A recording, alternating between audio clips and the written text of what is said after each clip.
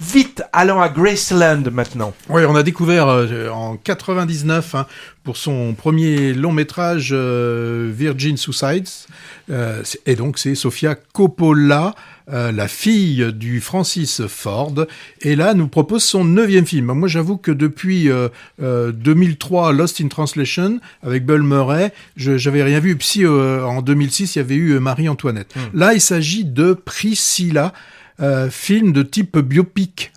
Alors la question, toujours sur l'intérêt des biopics. Moi, ça se pose, ça s'est posé, ça s'est toujours et ça continue de se poser. Est-ce qu'on peut faire un bon film sous le seul prétexte qu'on a déjà une histoire toute faite, puisqu'il s'agit logiquement de nous raconter l'histoire d'une personne au destin remarquable. Bon, alors certainement que le personnage le plus inspirant a été le Christ. Lui, des biopics, il y en a eu. Puis aussi, on a eu des biopics. On peut l'appeler biopic. Cléopâtre, Amadeus, des films aussi que j'avais aimé, Dallas Buyers Club ou Elephant Man. Ce sont des biopics. Bon, ces films-là, ceux que je viens de citer, montrent qu'on peut faire des grands films sur l'histoire d'un personnage, qu'il soit hyper connu ou sorti complètement de l'ombre. D'un autre côté, on a eu des choses comme Diana, Grâce de Monaco, La Môme aussi, bon, que certains ont aimé, moi j'ai pas du tout aimé, La Dame de Fer, Mesrine, Eiffel, ou même le film sur Simone. Bon, là, la question était posée de savoir, la question se pose toujours de savoir, est-ce qu'on a besoin de dépenser autant d'argent pour faire des films qui, au final, sont pas très, très intéressants. Alors, pour Priscilla, moi, la question se pose pas. Alors, d'une histoire triste à mourir, mourir d'ennui, Sofia Coppola a fait un film. Pour moi, c'est un film de commande, d'après l'histoire, la vie et surtout l'argent de Priscilla Coppola, qui est productrice de ce film. Donc le film est inspiré de la vie de cette très jeune fille qui, s'ennuyant fermement dans une base américaine en Allemagne, tombe plus ou moins amoureuse, folle du chanteur à la voix d'or, le trémoussant, agité du bassin qu'est Elvis Presley. Amoureuse folle, c'est ce qu'on nous dit, mais bon, à l'écran, sa folie d'amour, c'est pas tellement évident, elle est complètement...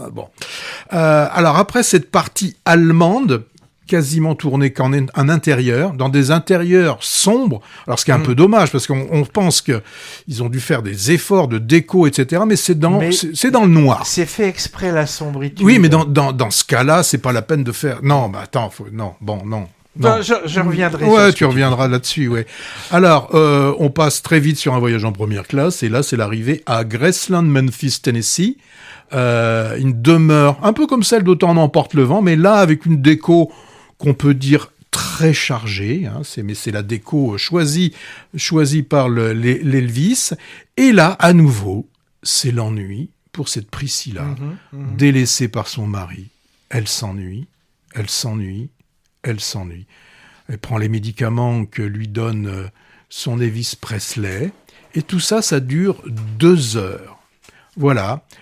Et puis en plus, c'est un film pendant lequel on voit juste de dos Elvis se trémousser un petit peu sur scène. C'est un peu frustrant quand même. Je sais que c'est pas un film sur Elvis, on l'a déjà eu le film. Bon, c'est un film à charge contre le pauvre Elvis et là, il peut pas se défendre. Donc moi, je redis, c'est un film de commande, il n'y a aucune conviction. C'est un film qui est impeccable pour les plateformes de streaming.